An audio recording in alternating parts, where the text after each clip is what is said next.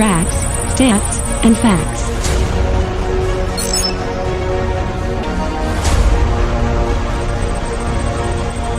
www.enterthedome.com. Good people, what's going on? Cheers. Beautiful Sunday evening. Episode 20. That's right. Episode 20, man. 20 episodes in, complete after this one. Feeling good. As I always say, thank you again for the support on the first 19 episodes.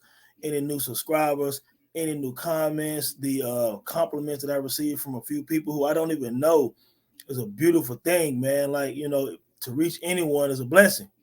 You know what I'm saying? So today we're going to talk about classic albums versus regional classics. Shout out to the young homie Leon overseas. We had a conversation that sparked some interest, and we want to talk about regional classics that I call, that some people call hip-hop classics versus hip-hop classics. And what is a hip-hop classic? What is a classic album in this genre?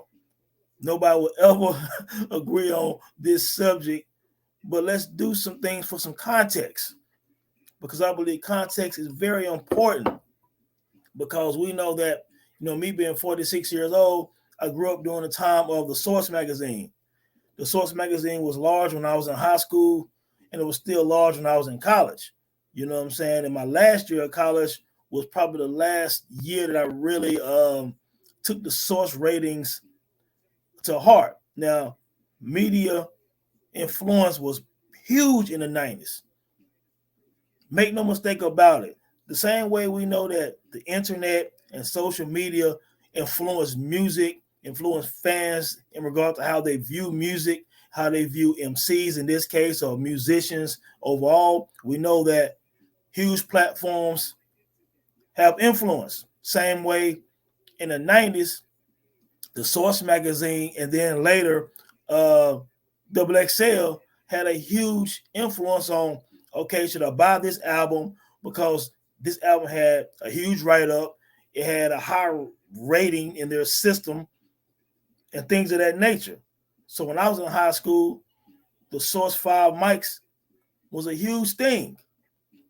This album got 5 mics. It must be this amazing thing. Like, you know, Tribe Called Quest getting 5 mics, the Brand Nubians, you know, and a few other artists getting 5 mics. Ice Cube got 5 mics. And we're like, okay, we need to get that. You know what I'm saying? And then, of course, when a young guy named Nas got 5 mics, oh, we got it. We have to get this album because the influence. And then later, Double XL did the same thing. Vibe also would talk about albums, you know what I'm saying? And other publications talked about albums, and they would either praise them or they would trash them. And some fans at the time would say, okay, well, I heard it wasn't good. You know what I'm saying? But hip-hop heads such as myself, we went out and got the albums regardless of what the ratings were. We were not gonna not get the album because it got 3 stars or you know, 3 mics. I don't care. Yeah, that could influence. But if I like the artist, or maybe I saw the artist on BET and I like the video, you know what I'm saying, then I'm getting it. If I saw Manifest by Gangstar, I don't care what the Source gave the album. I'm gonna get the album because I like Manifest. You know what I'm saying? So, but that is an example of a strong. They had a strong chokehold on fans in terms of the influence. You know, okay, this album got this, you know, 4.5 stars. You know, and the Source to it got to a point where they had to go back and re-mic probably like 30 albums. They call all 30 albums 5 mic classics. Now, did they miss some? Yeah, some came out before the Source was even invented, so they didn't, they didn't have a rating for it because they didn't have a magazine yet or a newsletter the way it started as a newsletter. But yeah, they went back and for like retro and mic'd a few albums that should have been 5 mics that never got rated at all. I understand that and I appreciate that. But they also had to satisfy some fans by going back and giving, like I said, 30 albums, 5 mics. You had to satisfy some fans, even though some of those albums were regional classics. And we'll get into some of that as well. When we think about 5 mics, let's not even talk about Five Mics and Smokes. I'm giving the source too much credit. They get their credit. They're important. Double XL, every magazine move. Let's talk about hip hop classic just in general. We want to say 5 stars or whatever we want to say. That's fine. But let's define classic first. What do you think a classic album is? What constitutes a classic?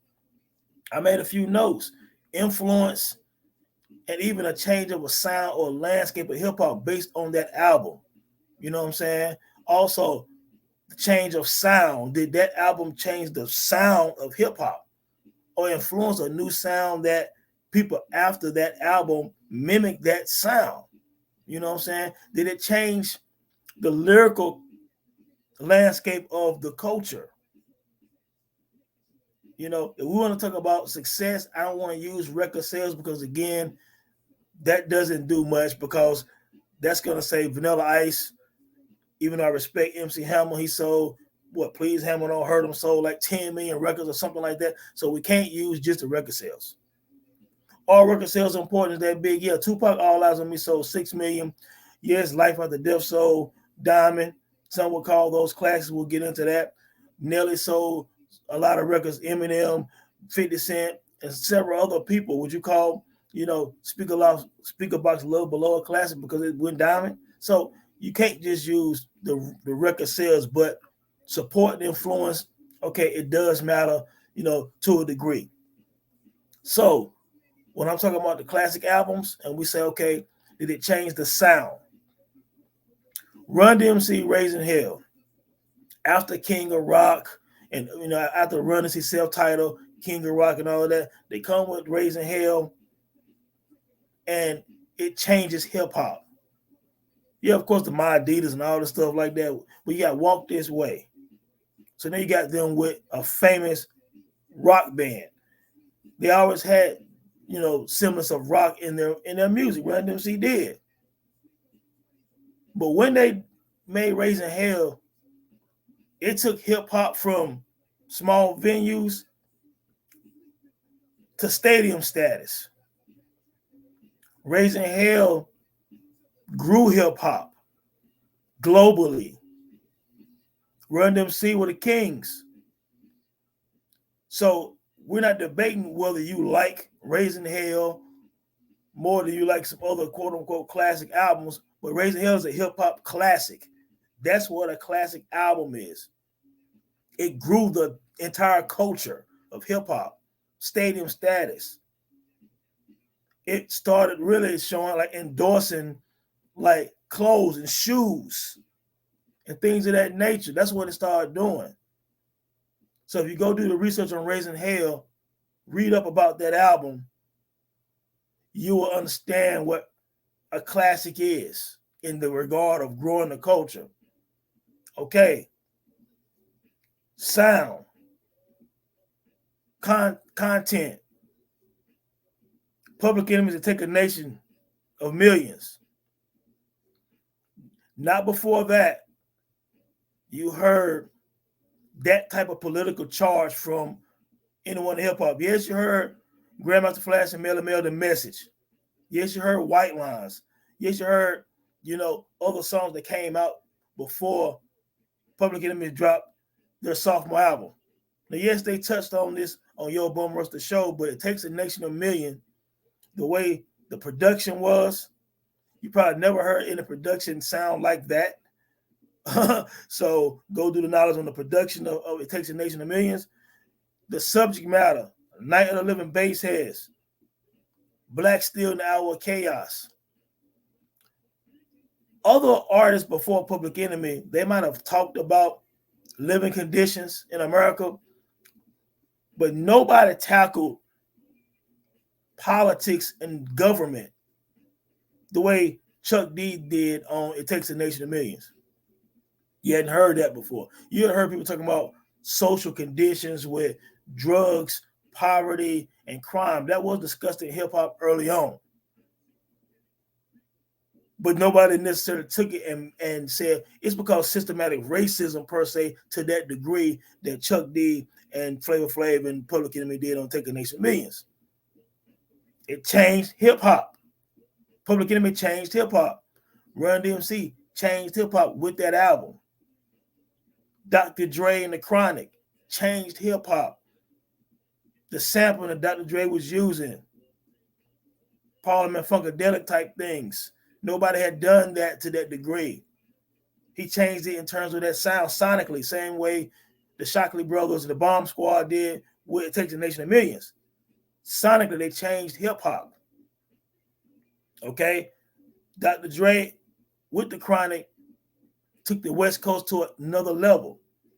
They jumped outside the region again and came national and globally with the Chronic. The sound of the Chronic, the way the Chronic was set up, it was almost set up like a compilation album to a degree.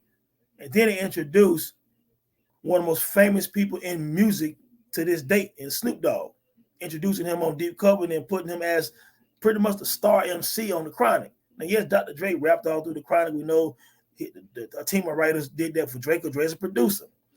But Snoop was the star of the Chronic, so we introduced Snoop again on a global scale. But the Chronic changed West Coast hip hop and hip hop in general.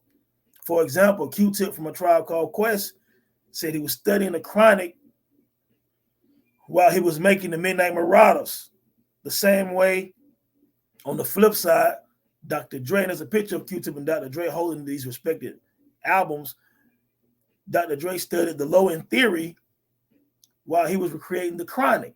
And people know that Low End Theory took jazz to another level. There were jazz people before they had Stetsasonics and other people sampling jazz albums. But nobody took the jazz sound and incorporated it so beautifully like Tribe Called Quest did on the Low End Theory. And then they had Scenario, which is the time was probably the biggest posse cut in hip hop. And to this day, I would say one of the top 5 posse cuts in hip hop, the Scenario.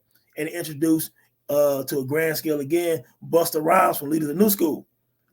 He became a star after that, pretty much. Check the Rhyme is on the Low End Theory, a legendary hip hop song. We'll get into singles on this episode as well. Check the Rhyme was a beautifully perfect hip hop song on the Low End Theory. So again, back to the Chronic, that's what the Chronic did. Same thing Dr. Dre did with Straight Outta Compton. Yes, we had Ice-T before that with 6 in the Morning, and we had West Coast hip hop. But when Eazy-E, Easy Does It, and Straight Outta Compton both came out in 1988, West Coast hip hop was never the same, and hip hop was never the same, because nobody had taken gangster rap and ran like that. We know Schoolie D had PSK, Parkside Killers, East Coast guy that influenced Ice-T and 6 in the Morning. We know this. But nobody brought you to the hood throughout the entire album, and actually albums in this case with Easy Does It and Straight Outta Compton, like Dr. Dre, Eazy-E, Ice Cube, Ren, Yella, the DOC. Nobody had done that to that degree. As a matter of fact, of course, with Straight Outta Compton, it was the first time the government made a statement about hip hop to that degree, because if I'm not mistaken, Ruthless Records received a letter from the FBI because of F the Police. So Straight Outta Compton was the almost gangster version of what PE did with It Takes a Nation, all coming out around the same time, because Straight Outta Compton was political, but it was also gangster as well in terms of talking about certain societal things in the hood and bringing you to Compton, bringing you to the West Coast. Most of us had never heard of how life was on the West Coast before NWA. Yeah, Ice-T made a mark, but NWA took that baton and ran with it. So you had Straight Outta Compton and you had the Chronic. These are landmark albums. See, when I think of classic, this is why I try to tell people on Twitter and on Facebook and on any hip hop platform, I look at classic different than other people do. That's why we have regional classics, in my opinion, and we have hip hop classics. These albums I'm talking about right now are hip hop classics, and we'll get to the regional. Just like we talk about production still as well, Nas with Illmatic. So before Nas' Illmatic album, of course, people who are in tune know that a lot of albums were done by in-house teams, an in-house DJ / producer, or in-house production group would do the sound for an artist's album for his career. You know what I mean? Like if you think about the Juice Crew, most of the production was done by Marley Marl. Public Enemy albums, the Bomb Squad. They didn't have outside producers coming in like that. Most of your artists back then, Rick Rubin would do full albums. You know what I'm saying? That's why it was cool in the future when we got back to, at one point back then, you had individual producers and teams. We're starting to get that back again to a degree in the last few years. But nevertheless, when Nas did Illmatic, you brought in his guy from Queens, LES, Pete Rock, who was huge at the time with Pete Rock and CL Smooth, DJ Premier with Gang Starr. Premier is arguably, the greatest hip-hop producer of all time. We can discuss that, debate that, however you feel. He's always up there in the discussion. You had Q-Tip. And you had his mentor, Lost Professor. All of these guys came together to create Illmatic. After that, you start hearing these production teams, super producers, all being like brought in to put albums together. That started being like a regular thing because of Illmatic. So that's again changing the sound and landscape. Now, lyrically again, when Rakim did Paid in Full, that changed him along with G-Rap and Kane and a few other people. They helped usher in a new style of rapping, but Rakim is credited mostly with that. From Eric Bitch President leading up to the album Paid in Full. Rakim is like, I call him the Miles Davis of hip-hop. He's the bridge between Yes, Yes, Y'all, the LL Cool J style, Run DMC style, Miller and all of them, up until, the new school.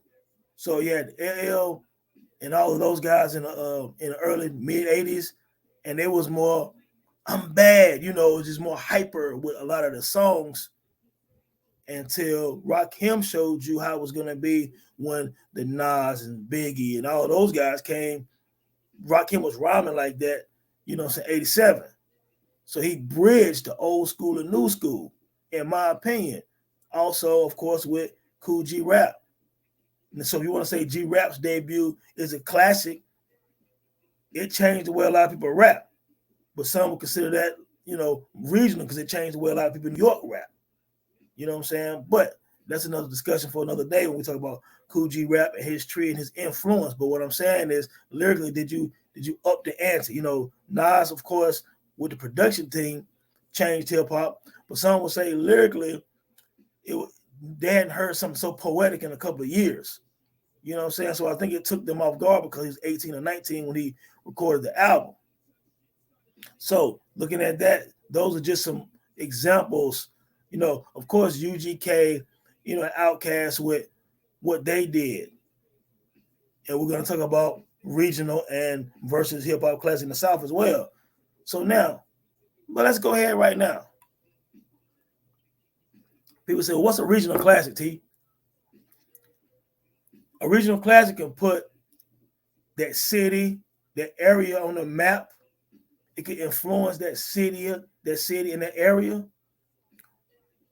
But it doesn't have the overall impact of the hip-hop classics, for example, that I just talked about. Because, again, I know some people think, man, that's 30, 40, 50, 60 hip-hop classics. Well, not to me. There's a bunch of great albums and a bunch of regional classics and a bunch of dope albums. But if every dope album is a classic, it takes everything from that word. There's nothing wrong with an album being a regional classic. Again, we was talking about Into the Stage a few days ago, and it's like, okay, it's a boom bap East Coast album that helped push, the hood, borough, Timberland boots, certain kind of slang. It kind of took what Onyx and Daz Effects were doing to another level. That's what Into the Stage did. And of course, it did introduce the Boot Camp Clique, and things of that nature. And they did have a run of dope underground albums that had some commercial success to a degree, or they had singles that had success. So Into the Stage, I'm in North Carolina. It was dope when I was in high school and college. But it didn't shift hip hop. It didn't do what Eric B. Rakim did. It didn't do what Criminal Minded did. It didn't do what, for me, certified classic albums did. And that's the criteria we spoke about a few minutes ago. But what it did do was give us a dope regional classic album. That's what it did. There's nothing wrong with that. You know what I'm saying? And so we also can talk about, does a regional album, well, a regional album can have a classic single or classic songs on the album that can kind of blind certain people to thinking it's an overall hip hop classic, but it's actually still a regional classic with a hip hop classic song on it. And what I mean by that is, for example, Souls of Mischief album 93 to Infinity is a great album. I would call it a West Coast classic. But the title track 93 to Infinity still playing clubs in 2022. I think it's a classic, all-time classic hip-hop song. J. Rue the Damage, The Sun Rises in the East Coast classic album. But Come Clean and that production and the sound of that song is a hip-hop classic. Another example, for you guys who love Eminem, the movie 8 Mile, one of the instrumentals you heard in 8 Mile was Time's Up, produced by, if I'm not mistaken, Buck Wild from DITC. Time's Up is one of the songs on OC album Word Life. 1994, to me, East Coast, New York classic album. Not hip-hop classic album, but East Coast, New York classic album. Time's Up is a classic single to me. Nothing wrong with a regional album having a classic single. I think AT Aliens is a Southern classic. Is it a hip hop classic? And that would be a good debate. That's one right there could be on the brink, right? Is it a hip hop classic? Southern Player List to me is a hip hop classic because of the impact. AT Aliens could be a better album, but does that mean it's a hip hop classic or is it a Southern classic? What do you guys think about AT Aliens? Again, I'm basing on the criteria of changing the game is how I look at classic albums or the type of impact that's undeniable. And I'm not just talking about record sales. I'm talking about artistically, did this album impact? Like, there's a lot of mixed feelings about Kendrick Lamar's To Pimp a Butterfly. But To Pimp a Butterfly, to many, even though it did have a huge impact, it felt like a modern day version of Public Enemy. It Takes a Nation of Million to a degree. The angle in which Kendrick was rapping, the creativity, the sampling, the message, it's possibly the most powerful hip-hop album of the last 10, 20 years on the mainstream. Kendrick To Pimp a Butterfly. I listened to how much a dollar costs, and I'm like, wow, this guy, you just don't hear that type of rapping.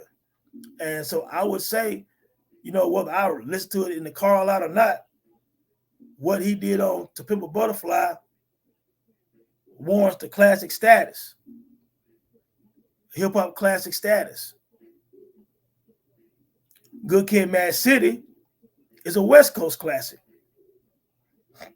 with a few classic songs on it that's hip-hop classics. But I think To Pimp a Butterfly will be the one that is a universal classic album. That's the way I would look at that. And I would look at Good Kid like the regional one. And I listen to the Good Kid, Mad City more than any Kendrick album. But it didn't change hip-hop. It didn't change the West Coast. But To Pimp a Butterfly, for me, made people all over look at how they was constructing albums again. He pushed the level again on how albums started being constructed. So that would be his magnum opus to me. Okay? Regional classics, are not a bad thing. Let's go back to that real quick. People often think that a regional class, Scarface has several regional classics. You know what I mean? Like The Fix is a classic album for what it's worth in terms of the South.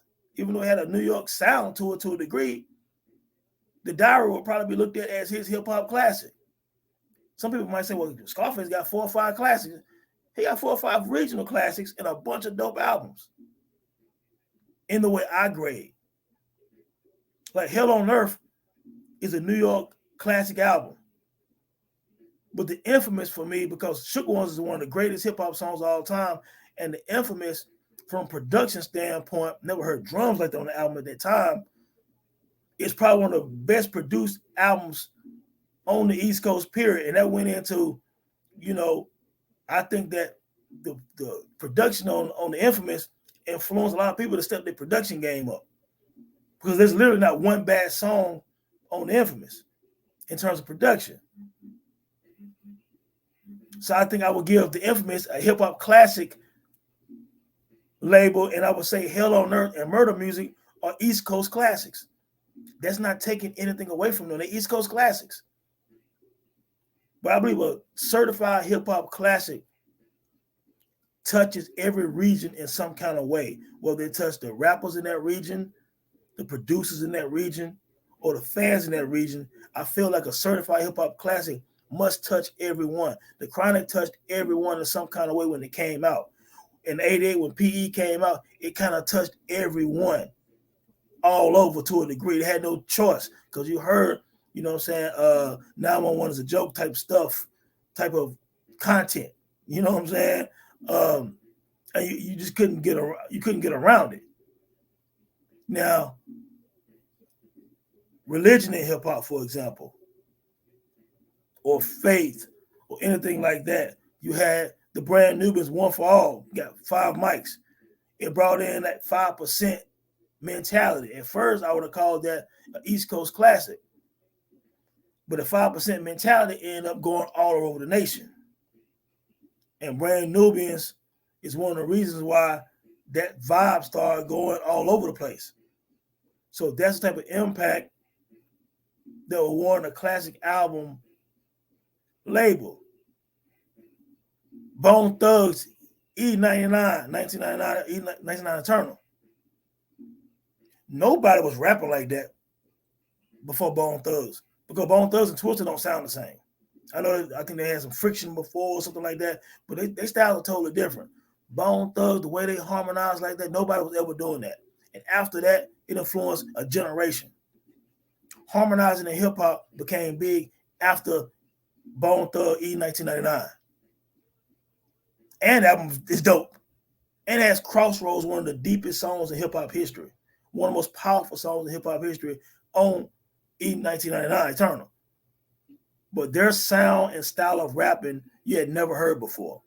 5 mics, 5 stars, whatever you want to call it. Now you kind of get what I'm saying when I'm talking about a classic, a hip hop classic versus a regional classic. Now we can even look at, let's see, so we have the classic album, regional classic. What about underground classics? So I think MF Doom was the king of the underground, right? And he had been out for a long time. But when he did that Mad Villainy, it changed the game again. The sound, the vibe of it. You know what I'm saying? I think that became like what people start calling albums underground classic. Because contrary to popular belief, I know social media has made MF Doom a worldwide figure. You know what I'm saying? And I know he always had fans all over when he really started popping. But on the grand scale, he wasn't real famous. He ended up being more famous during the internet era. But MF Doom been out forever. You know what I'm saying? But that Mad Villain CD, the sound of it, the way it was constructed and produced with Madlib, I think that a lot of artists was influenced by that. Even Mos Def and Black Star and people from Rockers and a bunch of other underground artists from East and West, I think, and he had a big European following. And a lot of artists over there was influenced by Doom. So Well, I guess you can say, I mean, he is the underground king. I do call certain albums underground classics, but I guess looking back in retro, let me correct myself, that Mad Villainy would be a hip hop classic for what he did overall in hip hop. So just scratch me saying underground, even though there are underground classics. Let me give you another example of what I think underground classic would be. I'm in North Carolina. I would say Little Brothers, The Listening, and The Minstrel Show are underground classics. I mean, industry hip hop nerds know about Little Brother, you know what I'm saying, and stuff like that. But a lot of people, some people don't. But hip hop heads know, and I would call The Listening and The Minstrel Show hip hop underground classics. You know what I'm saying? Ninth One ended up getting more popular, of course, after he started working with Jay-Z and the song, and then his production still took him somewhere else or whatever in terms of like notoriety. But at the time of The Listening, nobody knew who Little Brother was. You know what I'm saying? Us here in North Carolina, and even a lot of people in North Carolina used to diss them. You know what I'm saying? They ain't rock with Little Brother like that. You know what I'm saying? And in retrospect, people listening to it now, like, man, we missed out. But a lot of us there, we did show love to Little Brother, but a lot of people didn't. And they've talked about that before. You know what I'm saying? They'll tell you about their struggles when they first get on. But that's an underground classic. You know what I'm saying? Smith & Wesson, The Shining, New York classic. Some might call it an underground classic. People talking about Helter Skelter Nocturnal album on Twitter the other day, and all the people was calling it hip hop classic. I said hip hop classic. I love Ruck and Rock, and people know I love some Sean P. But it was a dope New York classic album. That wasn't a hip hop classic. I just gave you the criteria. But people think that if you don't call an album a universal hip hop classic, you somehow dissing it or shorten it. And that's not what we're doing. We're just talking about the criteria. Well, this is just my criteria. Maybe your criteria is different. Maybe you think there's 300 hip-hop classic albums. I would say it's 300 dope albums. And I would say it's maybe 25 hip-hop classics. I know some people can be like, man, I can make a list right now of 25 classic albums just from the 90s. Well, I can't. You know what I'm saying? Because I'm going to call a lot of those albums that y'all call certified hip-hop classics a regional classic. I'm going to call Reasonable Doubt a New York East Coast classic. Amazing. New York East Coast classic. And even though it's my favorite Jay-Z album, I think it's his best, The Blueprint would be a 5-mic album. I mean, as far as the hip-hop classic, because of the impact, the sales, I guess you can throw that, well, not sales, I won't say that. It dropped on 9/11, man, during one of the worst days in our country history, and people were still checking for Jay-Z. You know what I'm saying? It was a great album. The soul sampling that Kanye and Bink and Just Blaze and them did, a perfect blend. I think it helped bring the soul sampling back along with Supreme Clientele. You know what I'm saying? It had, to me, one of the top 5 diss songs in hip-hop history and the best battle in hip-hop history against Nas, all tangled in with The Blueprint. So that impact is there as well on the battle side, the underground side, the commercial side with H to the Izzo.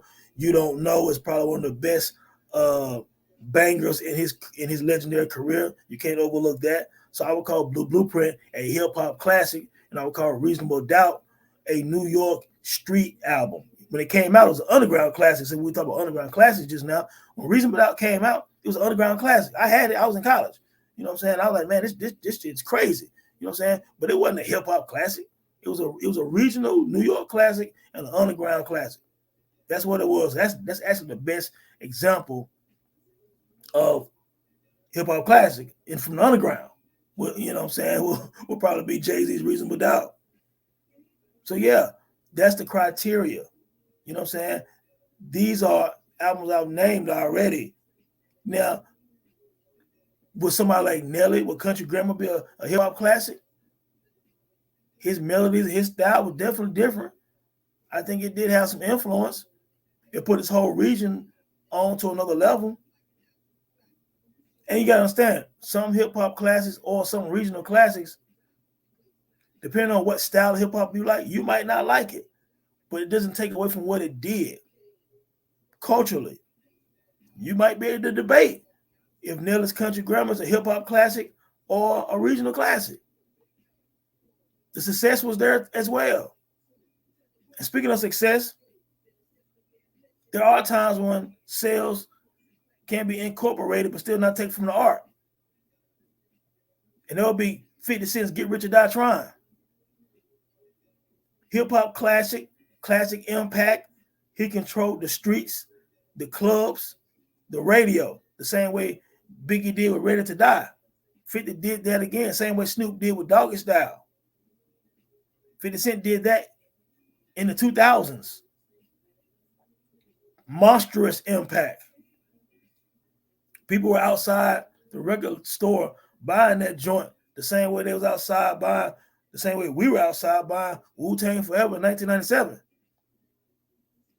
When Get Rich or Die Trying came out, when I went to the record store, because we're still going to the record store back then, everyone was playing it in their car, driving off. Every radio station, every club, he had gangster joints on there. He had radio-friendly joints on there. He had everything. But his impact alone to that degree makes that a classic album. You can debate on how you feel like it aged or whatever the case may be, but Get Rich or Die Trying is a perfect example of that. It's a perfect example of when sales can matter, because that shouldn't be the major factor. But, 50 Cent and even Nelly's situation, you have to consider. DMX's Dark and Hell is Hot. It is the poster child's album to offset the over-exaggerated shiny suit era, which was really 1 year and not even a year, because episode 2 is about the disrespect of 1997 hip-hop. I literally talked about amazing albums that came out in 1997, but we do know Bad Boy, as far as controlling the clubs and the airwaves, they did do that. So if you want to consider that the shiny suit and people start taking that formula that Puffy and the Hitmen did or whatever, then okay, it has some influence. Though I don't think the influence is big as some people would argue, it was there.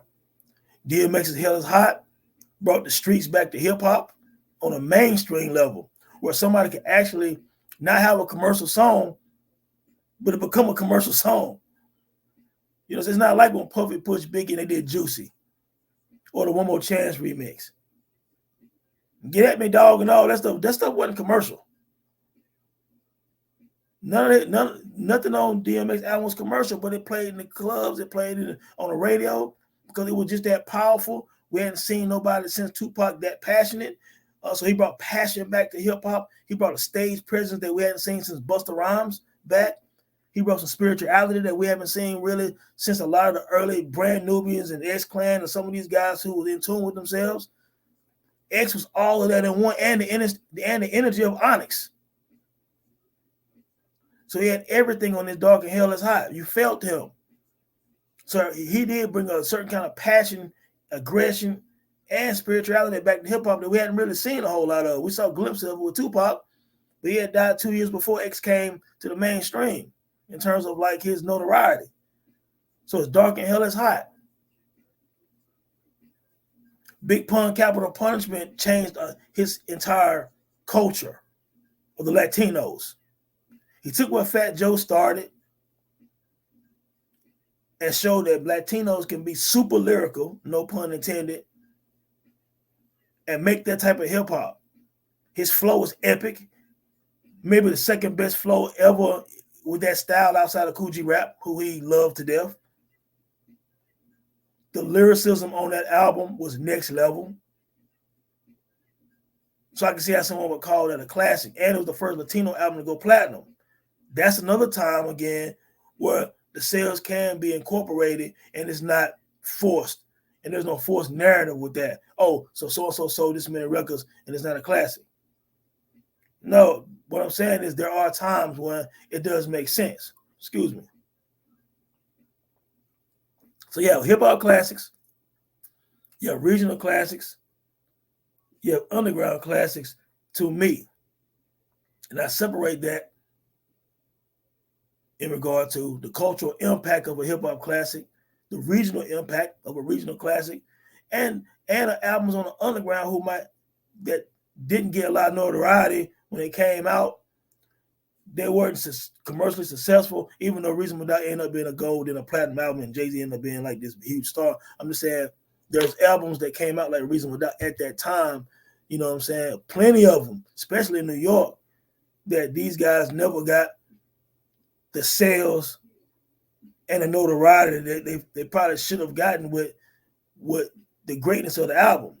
So there's a place for the underground also. You know, GZA album when it first came out, I thought it was more like an underground classic with Liquor Swords. Now I know it's highly decorated now.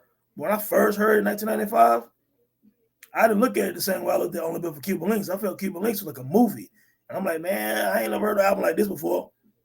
And I felt like that was going to be the Wu-Tang solo classic right there.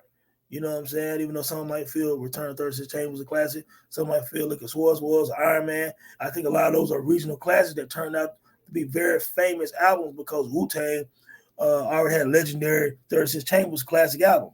So I think a lot of these solo albums at the time, well, at least at the time, were regional classics or East Coast classics. You know what I'm saying? Because again, what did they change? You could say Cuban Links might have changed the way people was doing albums, and they started making them in like almost like a movie form, and albums that came after Cuban Links might have mimicked, you know, what Ray and Ghost did, what RZA did. You know what I'm saying? You could say that. That's a debate. But I do feel like there's more regional classics than hip-hop classics. And some regional classics can also be underground classics to me. So let's just say if there's 100 albums in hip-hop, for example, I'm just giving you numbers. If there's 100 albums in hip-hop that we consider like amazing, I would say 25 of them are hip-hop classics and 75 of them are regional classics. And some of those regional classics have a legendary hip-hop classic single or two. But the body of work might not warrant it to be a hip-hop classic. So yeah, man, those are some thoughts of mine. I know this is a forever discussion. Nobody will ever agree totally on that. What albums do you feel like, looking back now, you thought was a hip-hop classic, but it's probably more of a regional classic?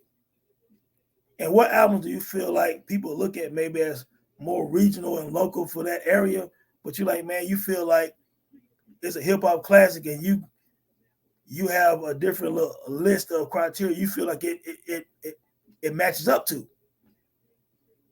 Let me know, man. Episode 20. We out. Peace from NC.